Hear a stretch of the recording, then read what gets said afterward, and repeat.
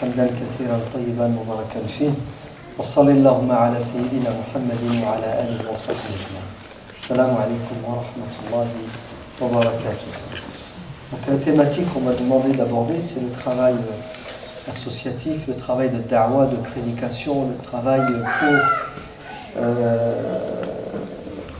permettre à l'islam d'être bien compris, donc bien pratiqué par les musulmans et bien compris par les non-musulmans pour que l'on puisse vivre ensemble en se respectant mutuellement malgré nos différences et nos divergences. Et cela ne peut se faire que si et seulement si les musulmans ont le souci, la volonté d'œuvrer pour cette religion. Et vous savez tous que le dernier des prophètes, sallallahu alayhi wa sallam, nous a responsabilisés. Lorsqu'il a tenu son discours d'adieu, lors du pèlerinage d'adieu, il a rappelé les bases, les fondements de cette religion, et ensuite il a dit à son public que ceux qui sont présents et qui m'ont écouté, qui m'ont compris, transmettent à ceux qui sont absents.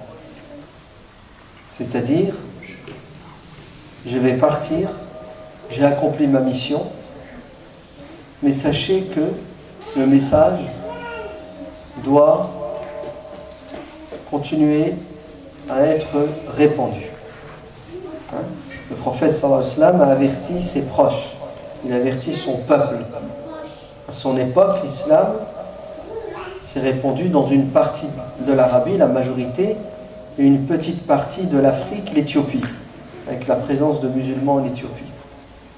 Donc, l'islam est une religion universelle qui doit toucher toute la planète. Ainsi, le prophète sallallahu alayhi wa sallam dit à ses compagnons: c'est vous qui allez prendre le relais. Oui, vous.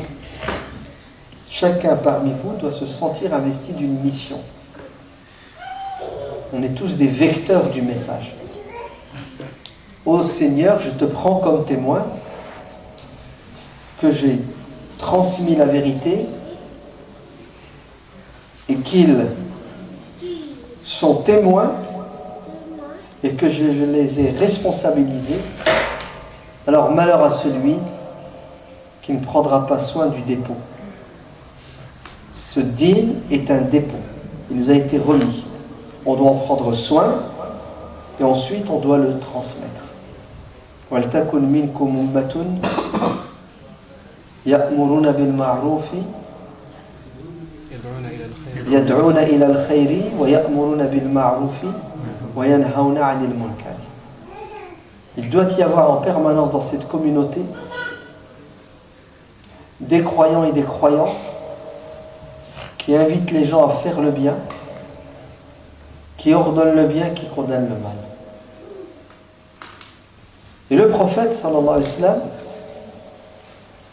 ne nous a pas laissés orphelins.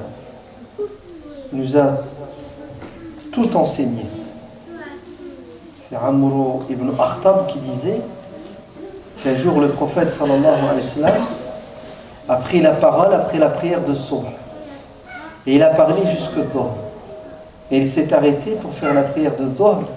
Et il reprit la parole jusqu'à l'Asr. Et il s'arrêta pour faire l'Asr. Et il reprit la parole jusqu'au Maghrib. Un séminaire qui a duré toute une journée. Le Sahabi, Amr ibn Akhtab, qui rapporte le hadith, dit: ce jour-là, le prophète nous a parlé de tout. Depuis le début de la création jusqu'à aujourd'hui, et ce qui va arriver avant la fin des temps. Même les oiseaux qui se déplacent dans le ciel, le prophète a parlé. Du monde animal, etc. etc. Ahfaduna a'lamuna. Ceux qui parmi nous étaient présents ce jour-là et ont retenu le plus de choses sont ceux qui parmi nous aujourd'hui sont les plus savants. Le prophète a tout enseigné et vous savez ce qu'il a dit? Transmettez de ce que je vous ai enseigné le maximum, et si vous ne connaissez, vous ne maîtrisez qu'un verset du Coran, il est de votre devoir de le transmettre. C'est-à-dire une notion dans cette religion, si vous la connaissez, vous la maîtrisez, vous ne devez pas la garder pour vous. Vous devez la transmettre. Ya ayyuhan nabiyyu balligh ma unzila ilayk. Ô prophète, transmets ce qu'il t'a été révélé.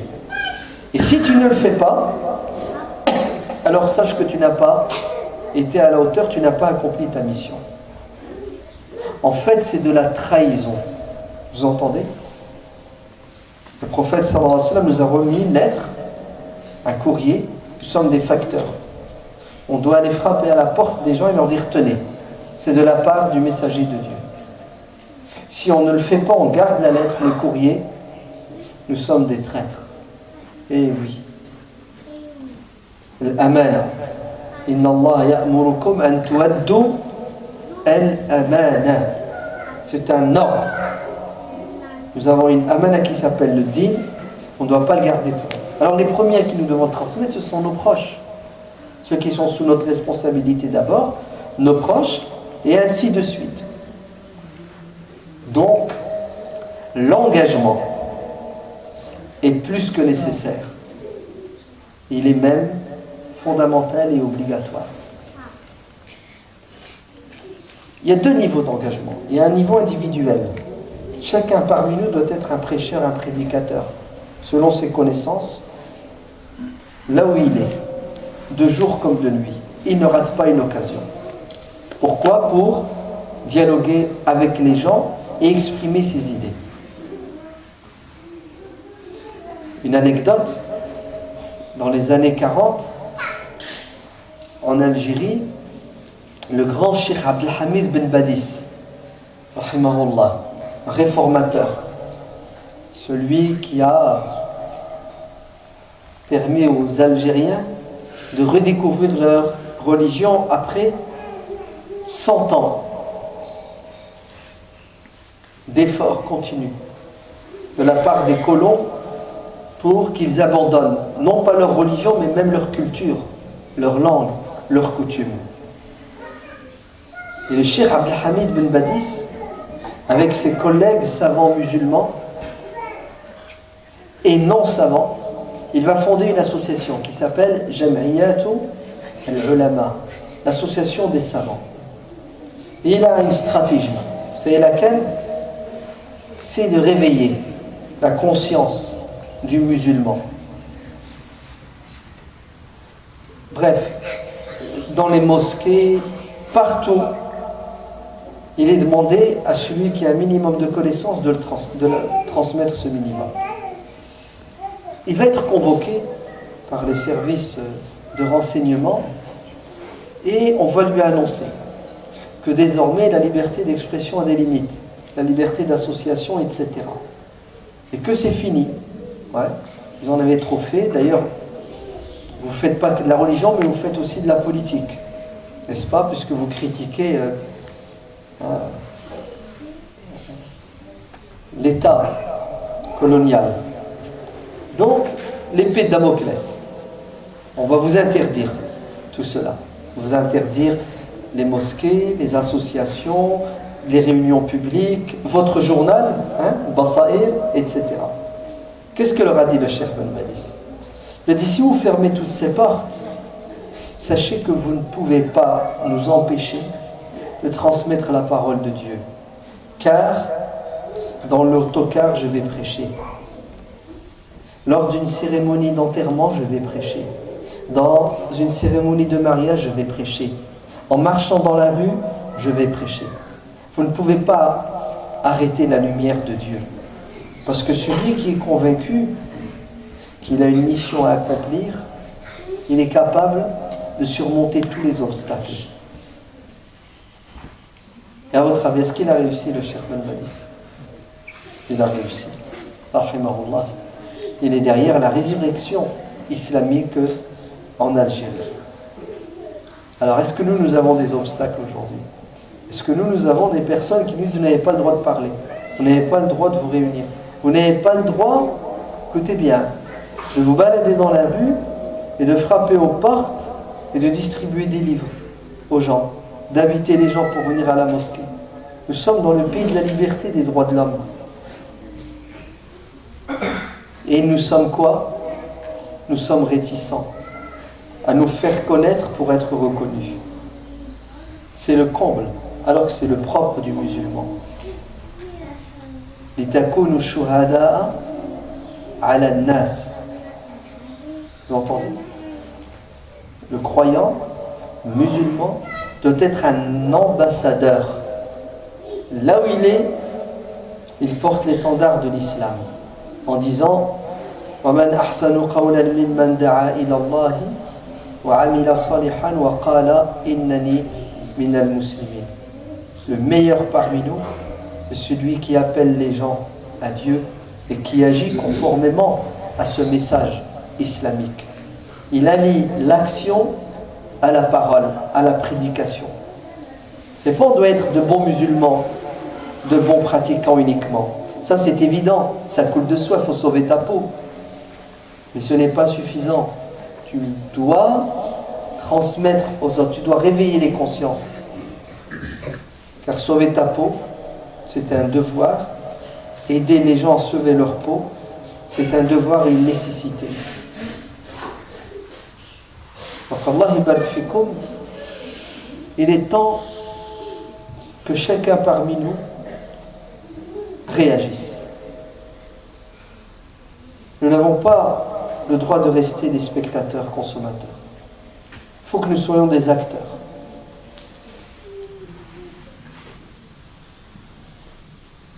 Nous devons donner de notre temps à notre religion.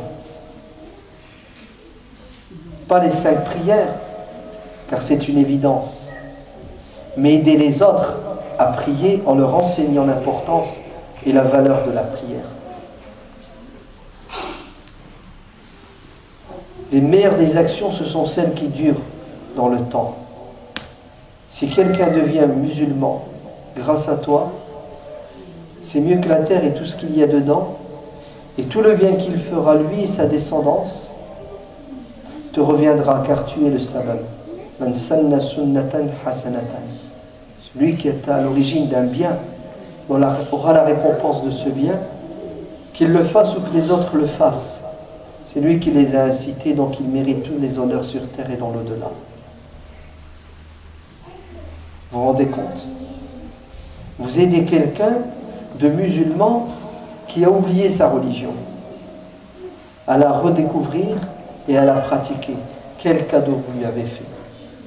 Le plus beau des cadeaux. Pourquoi cet égoïsme? Pourquoi se laisser aller? Parce qu'en vérité, si on n'est pas actif, vous savez ce qui va nous arriver? C'est pas qu'on va se perdre, c'est que nous allons perdre notre progéniture, nos enfants. Et ça, c'est la pire des choses. Parce que tu vas décéder et tu n'auras même pas tes enfants pour prier pour toi. Tes enfants n'auront même pas été éduqués dans la religion, si bien que toutes les hasanats qu'ils feront te reviendront. Et en cherchant à faire le bien aux autres, automatiquement vous faites du bien au vôtre. Car vous êtes assez intelligent et sincère pour commencer par vos proches. Ainsi, le musulman engagé est généralement efficace. Non pas dans son engagement à l'extérieur, mais dans son engagement à l'intérieur. Parce qu'il a une conscience. Il ne peut pas se contredire. Il ne peut pas aller dire aux gens faites le bien. Il ne peut pas leur vouloir le bien, les aimer, alors que il ne commence pas par sa femme et ses enfants. Le fait d'être engagé, ça vous pousse à être cohérent avec vous-même. Donc, à sauver les autres, vous vous sauvez. En sauvant les autres, vous sauvez les vôtres. Si vous restez spectateur, il n'y a pas de vide dans la nature. D'autres agissent et sont acteurs pour récupérer votre progéniture. Et oui, c'est un combat. La ahtanikanna wa zurriyata. Je vais l'égarer, lui et sa descendance. Et le shaitan veut ta peau et celle de ta descendance. tes enfants, tes petits-enfants, tes arrière-petits-enfants. Oui. Vous entendez?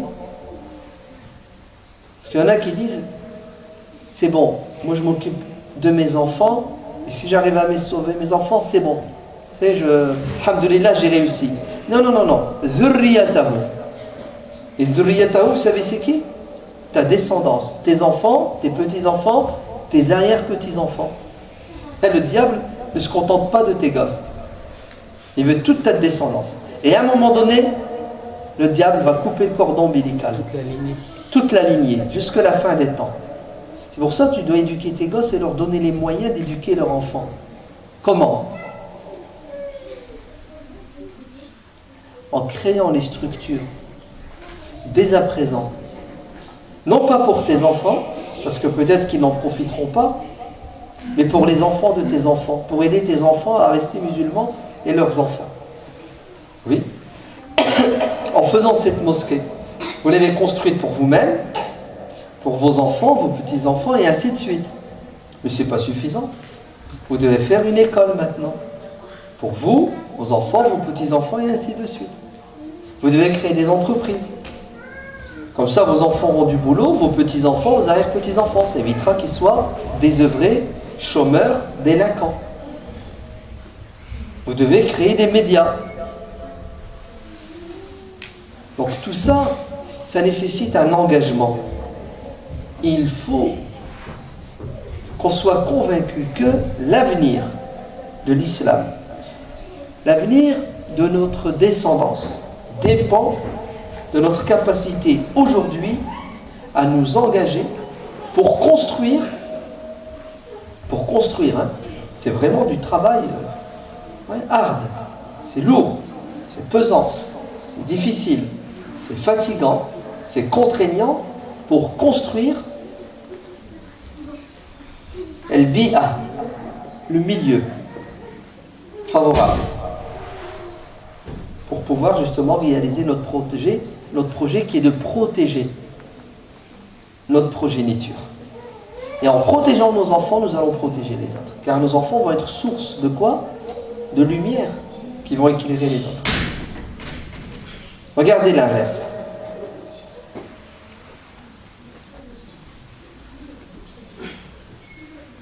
Je vais le dire, mais comprenez mon discours du début jusqu'à la fin. Ne vous arrêtez pas à des passages. Regardez. Si vous ne pensez pas que vous n'agissez pas comme ça, ce qui va arriver. Vous vous trompez si vous croyez que construire la mosquée, c'est suffisant. La preuve, nos parents ont construit les mosquées. Depuis les années 80, effort sans pareil de construction de mosquées. Vous êtes d'accord? 80 jusqu'à aujourd'hui, c'est combien? C'est 35 ans. Vous voulez qu'on fasse un bilan réel qui fait mal? On a construit combien de mosquées en 35 ans? 3000? 4000? Vous êtes prêts? Où sont les enfants de ces gens qui ont construit les mosquées? En prison. Ça sort de sa bouche. C'est pas de la mienne.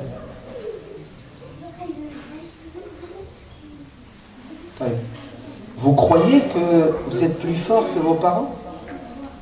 Vous venez à la mosquée, vous entretenez la mosquée, vous priez à la mosquée, vous ramenez vos enfants avec vous à la mosquée. Le dimanche, le samedi, les vacances, vos enfants sont à la mosquée, ils apprennent un peu de Coran, de langue arabe. Vous croyez que c'est bon? Vous avez fait votre devoir? Un fer classé? Vous êtes en train de reproduire les mêmes erreurs que la première génération. C'est-à-dire vous déléguez. Vous déléguez à des gens sincères, honnêtes, qui font des efforts pour vous aider à éduquer vos enfants. Mais vous vous trompez. La délégation n'est pas la solution. Vous devez participer avec ces gens-là à l'éducation de vos enfants. Vous vous trompez, vous êtes à côté de la plaque. Et on le voit déjà. On le voit déjà avec la troisième génération issue. Alors, je vais parler d'une deuxième génération qui est revenue à l'islam, qui a compris, qui pratique l'islam. Vous êtes d'accord? Vous. Ouais. Vous, les islamistes, intégristes, fondamentalistes, comment on vous appelle? Vous êtes d'accord? Vous avez des gosses, Allah yibarak, Allah yahfadhum, qui ont 5 ans, d'autres ont des enfants. Moi, je suis de la deuxième. Je suis grand-père. J'ai mes enfants et des petits-enfants. Écoutez bien, ce que je veux dire, c'est amer. Quand on fait le bilan, nos parents, ils ont fait ce qu'ils pouvaient. Résultat, j'enfonce pas le couteau, je retourne pas le couteau dans la plaie. Bien sûr que c'est pas mal. Malgré que mais parlons de ce qui ne va pas. Moi, je suis au 4e général. Allah yibarak. Tu es un rescapé, Allah yazidlik wa yaqawwik. Moi, je vous parle de dehors, ce qui se passe. L'âne, prenez votre voiture et allez voir ce qu'il y a à Paris. Et vous allez voir les filles et les garçons des musulmans où ils sont. Très bien. Nous, deuxième génération, avertis, les rescapés. Les statistiques sont là. On est combien à pratiquer? Et quand je dis pratique, c'est pas la prière. Ouais. Il parle de combien? Il parle de 10, 15%, 20%.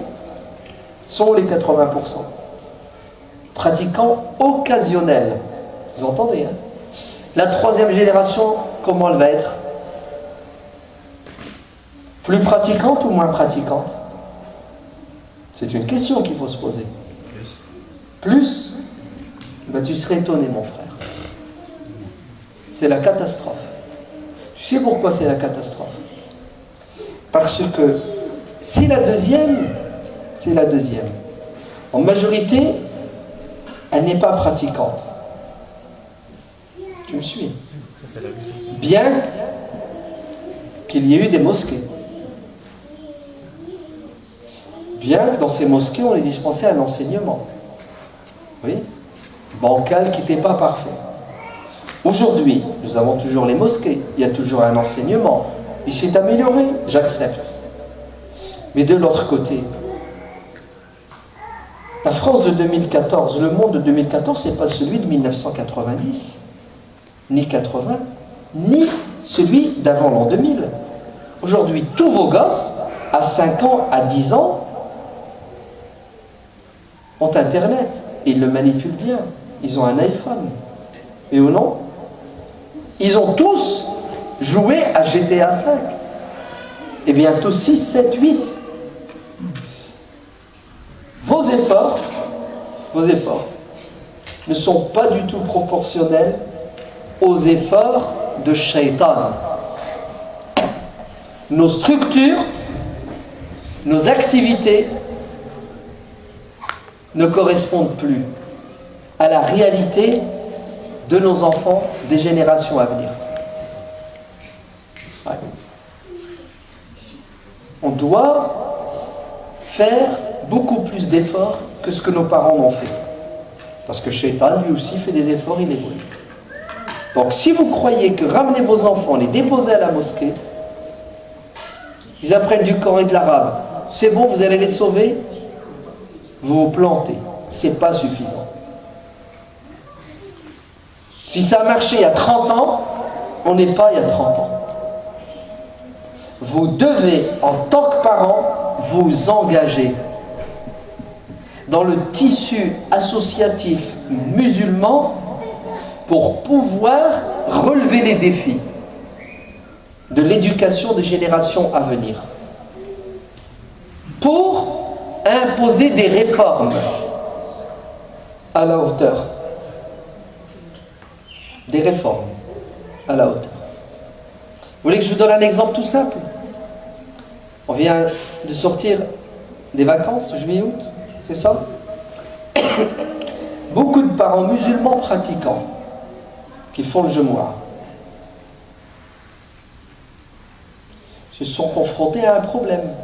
Tu fais quoi avec tes enfants pendant 2 mois, juillet-août?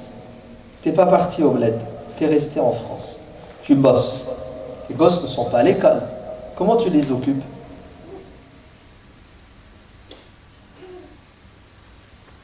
Vous savez comment? Je vais vous le dire ce qui se passe dans les familles. Musulmans pratiquants. L'enfant est livré à lui-même. L'oisiveté. Automatiquement, télé, Internet, les jeux, Facebook, Twitter. Il grandit un peu, il est dans la rue. Mieux. Vous savez ce que font certains parents? Ils l'inscrivent. Où ça? Les centres de loisirs. C'est ça? Pendant un mois. Est-ce que vous savez qu'est-ce qui se passe? Qu'est-ce qui se fait dans les centres de loisirs? Vous déposez votre gosse et vous en allez. Alors, regardez le défi, il est là. 2 mois, nos gosses ont été livrés à eux-mêmes, si c'était que ça. Ils ont été livrés à un système. Ouais. Si vous creusez un peu, vous allez voir que c'est pas très catholique, si je puis dire. Ça veut dire quoi? Ça veut dire qu'on a une mosquée, masha'Allah. Elle a été incapable, la mosquée, pendant 2 mois, d'offrir un service nécessaire à quoi? À la communauté. Ne serait-ce que pendant ces 2 mois, se transformer en centre de loisirs. Centre de loisirs halal pour nos enfants. Taïb. Vous croyez que c'est l'imam qui va gérer le centre de loisirs? Vous croyez que c'est le président de l'association et son secrétaire? Je sais pas.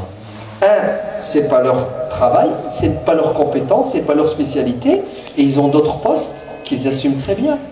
Vous êtes où, vous, les jeunes musulmans, qui connaissez bien le milieu, l'environnement? Vous êtes où? Pourquoi est-ce que vous n'êtes pas dans la mosquée? Pourquoi vous ne participez pas aux efforts dans la mosquée pour pouvoir répondre et pallier à ce problème et à ce vide? Et on en a des jeunes qui sont animateurs, qui sont des professionnels de l'animation. On en a par dizaines. Et toutes les mamans sont capables, pendant 2 mois, d'accueillir les enfants et de créer des activités ludiques, d'enseignement, de distraction, etc., etc. Et vous allez voir, les années passent et se ressemblent, et nos enfants nous échappent. Ils nous échappent tout doucement, on n'en est pas conscient. Et il va arriver à un âge où ça va nous exploser au visage. Parce que on ne veut pas comprendre qu'à un moment donné, si on n'est pas engagé pour faire le travail, pour participer au travail, mieux, pour participer à la réflexion, quels sont les vrais besoins? On va rester dans le classique, la routine. En fait, on va faire du bricolage. En croyant que c'est bon. Mieux. Vous savez ce qu'on va dire à la fin? Le proverbe.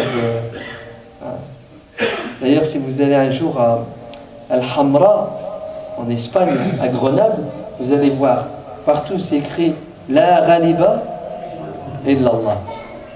Et les musulmans, quand ils sont défaits, quand ils perdent la bataille, sans avoir fait le nécessaire pour la gagner, vous savez ce qu'ils disent? Ils disent, ah, c'était la volonté de Dieu. Vous entendez? C'était la volonté de Dieu. C'est-à-dire qu'ils vont accuser le destin. Alors qu'ils sont les premiers responsables. S'ils ont perdu l'Andalousie, c'est pas parce que Dieu était faible. C'est parce que Dieu l'a voulu. Au sens, Dieu veut le mal. Non.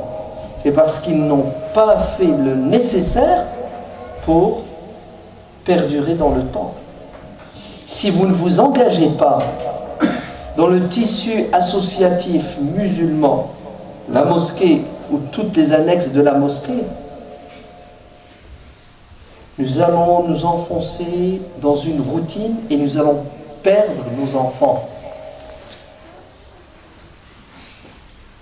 Et ce que je vous dis, c'est réel parce que c'est ce qui se passe. Je ne suis pas dans le fictif. Attention, vous vous trompez, hein? C'est du concret. Alors Allah yabarak fikum. Jeunes musulmans et jeunes musulmanes, vous n'avez plus le droit de venir à la mosquée pour prier uniquement. C'est égoïste. Vous venez gagner 27 prières au lieu d'une.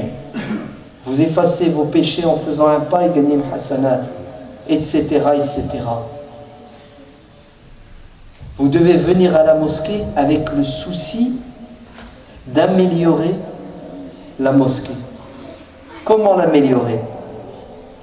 C'est trop facile de dire aux autres, vous devez faire, pourquoi vous n'avez pas fait? C'est trop facile d'être dans le camp de celui qui observe et qui critique. Vous devez être une force de proposition. Vous venez à la mosquée avec des idées bien ficelées et ensuite vous offrez un cadeau à la mosquée. C'est quoi ce cadeau? C'est vous-même.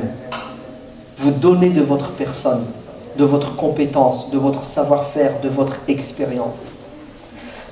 Vous voulez participer à la construction de la mosquée. Vous vous engagez. Et ne me dites pas que vous n'avez pas le temps. C'est pas vrai. Il faut savoir gérer son temps, certes, mais il faut donner de son temps fi sabilillah. Jahidu bi amwalikum wa anfusikum. C'est vrai qu'on est très fort dans le djihad de l'argent. Vous êtes bien d'accord? Vous appelez les musulmans, ils sont très généreux. Ils s'engagent. Allah pour tous les projets. Mosquée, école, humanitaire. Tu dis aux musulmans de donner, ils donnent. Mais regardez à côté. Tu lui dis, viens, on a besoin de toi 2 heures par semaine. Il ne viendra pas à l'heure. La première fois et la deuxième fois, il oubliera l'heure. Pourquoi? Pourquoi est-ce qu'on a du mal à donner de nous-mêmes? Est-ce de la fainéantise? Je ne sais pas. Dites-moi. Non, moi je pense plutôt que c'est de l'inconscience. On n'est pas conscient du danger. On n'est pas conscient du danger. Alors engagez-vous, participez, soyez porteur d'un projet pour vous-même, vos proches et pour votre communauté musulmane et nationale. Et faites tout pour que vos épouses, vos femmes soient aussi engagées. C'est très important. C'est la moitié de la communauté, la femme. Et si nos femmes ne mettent pas la main à la pâte, on n'avance pas. C'est une vérité. Les mosquées où les femmes sont présentes et engagées, elles rayonnent. Ça se voit dans l'éducation des générations à venir. Les mosquées où les femmes sont absentes sont moribondes. C'est une routine. Et on perd. Et entre nous, mon frère, il vaut mieux que ta femme soit à la mosquée à faire le bien que chez elle à s'ennuyer, si bien qu'elle finit par surfer sur le net et à faire des péchés. Vrai ou faux? Ne dites pas que nos femmes n'ont pas de temps. À la rigueur, elle fait son travail le matin. Il reste l'après-midi. Pourquoi est-ce que nos femmes ne seraient pas toutes les après-midi à la mosquée? Pour elles-mêmes et pour leurs enfants, pour préparer le mercredi, le samedi, le dimanche. Elles ont des compétences, elles ont aussi une motivation extraordinaire. Mais on dirait qu'il y a un blocage dans beaucoup de mosquées. On refuse la présence des femmes, l'engagement des femmes. Il y en a même, ils sont allergiques. Ils voient une femme à la mosquée, ils se sauvent. Il faut leur faire une entrée cachée, mettre des paravents. Qu'ils ont peur de la mixité. Vous avez peur de la mixité à la mosquée entre musulmans et musulmanes éduqués qui ont un projet d'éduquer leurs enfants, et vous n'avez pas peur de la mixité dans la rue, à l'école, dans les grandes surfaces et sur le net. N'avez-vous pas remarqué comment, subhanallah, on perd des dizaines, des centaines et de milliers de nos jeunes garçons et de nos jeunes filles? L'engagement, vous entendez? L'implication, c'est devenu vital. Sinon, on va y laisser des plumes. C'est déjà le cas. On prend toujours l'exemple des témoins de Jéhovah, non? Vous voyez, subhanallah, comment il s'impose une rigueur, une matinée par semaine, certains un jour. C'est pour ça que je tire mon chapeau à nos frères Tablir. Eux, ils ont cette rigueur. Eux, ils ont la da'wa dans le sang. Et Allah, qui parmi vous veut donner une matinée, 2 heures? Oui. On doit tous être des membres adhérents de cette association Da'wa Tablir parce qu'eux, ils ont le souci de transmettre, ils ont le souci de créer des activités dans la mosquée. Il faut prêcher. Et il faut s'organiser pour prêcher intelligemment. Il faut s'organiser pour faire des activités qui vont rapprocher nos enfants, nos frères, nos sœurs, nos cousins, nos cousines, les musulmans et les non-musulmans de la maison d'Allah. Plus les gens sont loin de la maison de Dieu, plus nous aurons des comptes à rendre parce que nous qui sommes dans la maison de Dieu, on n'a pas envoyé les invitations alors que c'est notre devoir. On vient à la mosquée pour se ressourcer, pour transmettre à ceux qui ne sont pas venus à la mosquée. Je crois que c'est l'heure de la prière de l'Aïcha. La pause s'impose. On fait la prière. Si après l'Aïcha vous avez encore de la patience et du courage, on peut